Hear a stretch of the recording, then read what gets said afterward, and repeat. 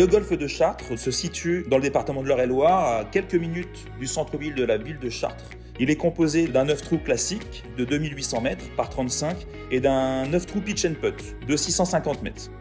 C'est un parcours assez court, très technique, exigeant. Chaque coup doit être réfléchi, on doit vraiment penser à chaque fois au coup suivant.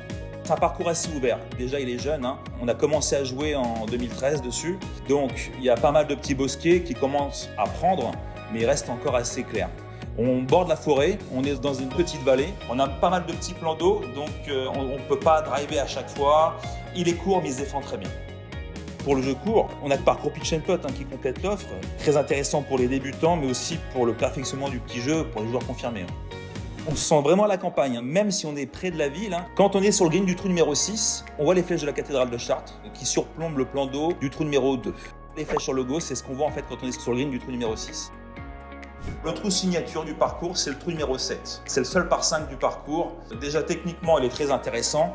Même s'il fait qu'un petit 500 mètres, on ne peut pas le toucher en deux parce qu'il y a un plan d'eau qui le défend bien. L'attaque de green est vraiment très belle. On a le plan d'eau du trou numéro 7, c'est un gros green à plusieurs plateaux. C'est le trou le plus beau à mon goût et le plus intéressant dans le jeu.